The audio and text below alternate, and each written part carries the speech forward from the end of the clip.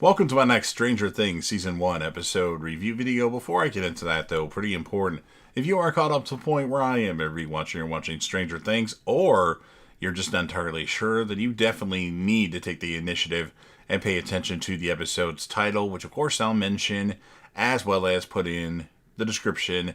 If that happens to be the case, you find that you're not caught up, it would be my recommendation that you don't watch this detailed review any further to avoid any potential spoilers. And full disclosure, I've actually already seen all the episodes thus far of Stranger Things. Obviously, waiting till we get Stranger Things Season 5, the final season of Stranger Things, which I'm hearing is supposed to come out in November. I don't know if that's actually been confirmed or not. Maybe it comes out sooner. Maybe it comes out later. I'm guessing they'll split it up so it lasts longer and goes into 2026, like at least into the first half of 2026, or at least the first quarter of 2026. But love the show. Think it's a really good show. All the seasons, for the most part, are pretty good. I just wanted to rewatch the show to let it resonate. So with all that said, this will be Stranger Things Season 1, Episode 4. The title of this episode is called The Body, and this will be my review, reaction, recap. After just finishing watching the episode, Hopper explains to Joyce that her son fell into a Satyr quarry by accident and drowned after finding his body. But Joyce is adamant that he is alive, and Joyce tries to explain Will communicating with her through the lights and the Demogorgon emerging from the wall, but there is no evidence to support Joyce's claims. Trying to calm her, Hopper tells her that after the death of his daughter Sarah, he often saw her and heard her voice. He encourages her to look at Will's body at the morgue the next day. After he leaves, Joyce grabs an axe from the shed and sits on her couch, staring at the wall and waiting for the Demogorgon to return. Mike sits in his basement while Eleven fiddles with his supercom. He again lambasts her for convincing him that Will was alive until Will's voice singing "Should I stay or should I go?" comes through the radio, and Eleven's nose bleeds.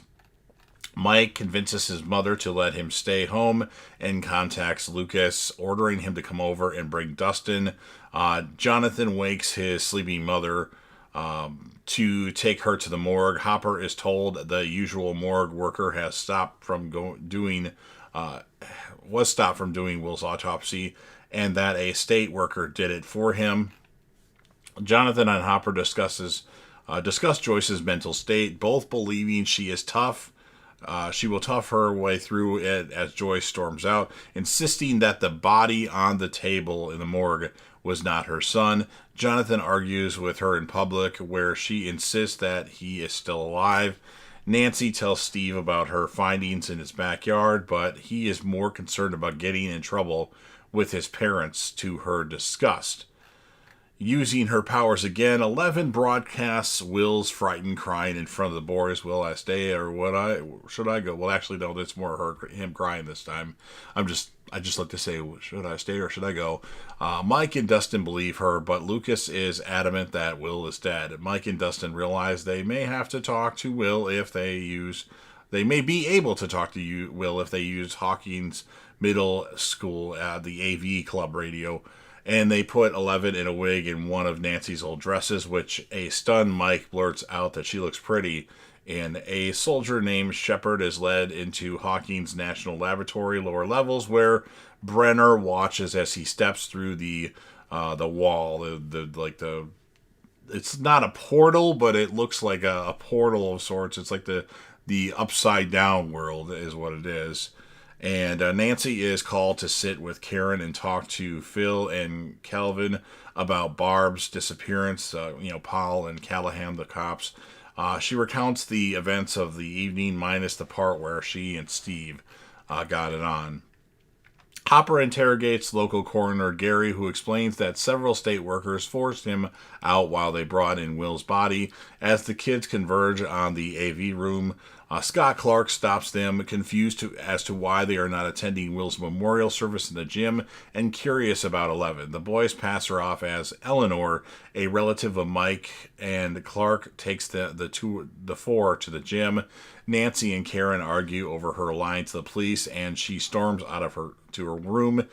Taking out Jonathan's picture of Barb, she reassembles it and notices a dark figure standing behind her. Shepard, in this upside down realm, essentially describes his surroundings as eroded and covered in blood before realizing there is something stalking him. As he screams to be pulled out, his line suddenly goes slack, and the scientists reel in an empty, bloody connector.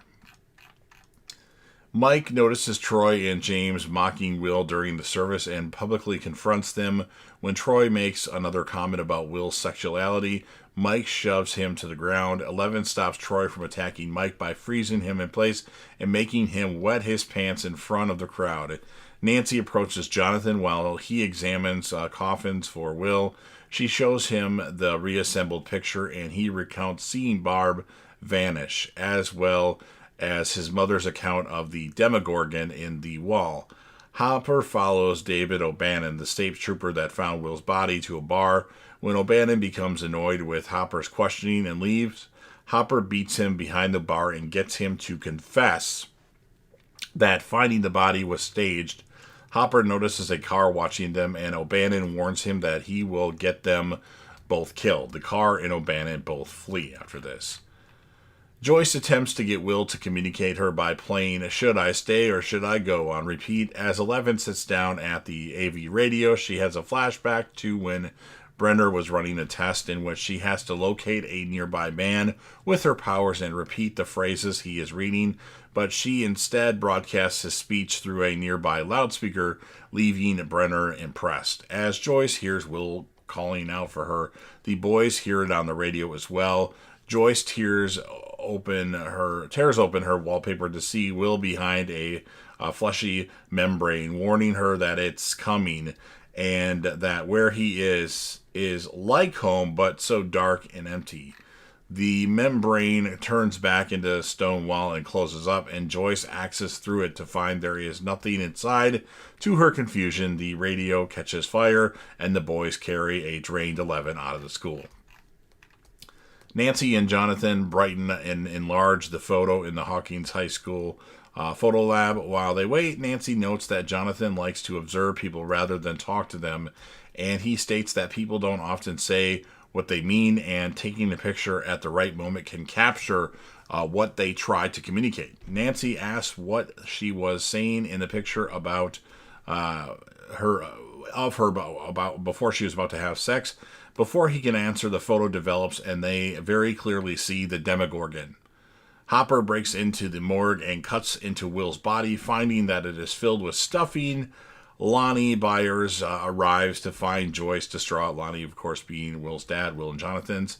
And she embraces him, and then Hopper drives to the edge of Hawkins' lab and prepares to open the fence with bolt cutters. And that's what ends this episode of Stranger Things. So I thought it was a pretty good episode.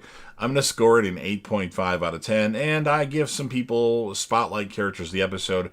I think Hopper, Joyce, Eleven, and Nancy all did really good in this episode. You could even include Jonathan in that too, but I went with Joyce, Eleven, Nancy, and Hopper. So you've heard everything that I have to say. Now it's your turn. If you're a fan of Stranger Things and you want to help me out with the YouTube algorithm, please make sure that you Hulk smash the like button, share the video with a friend, put this video on any one of your social media platforms. Don't forget to sound off in the comment section about what your thoughts are on this episode of Stranger Things. What would you rate the episode, and who would you choose as a spotlight character or characters of the episode? I know it can be difficult because this is an ensemble cast, but if you had to guess the best performances of what or whatnot. And then last but certainly not least, don't forget to hit that sub button. You're watching the video anyway. Subscribe to the channel. Help me get over 100,000 subscribers. Join the team. Show your damn support and be a part of something special. And you never know what you're going to see on JDev TV.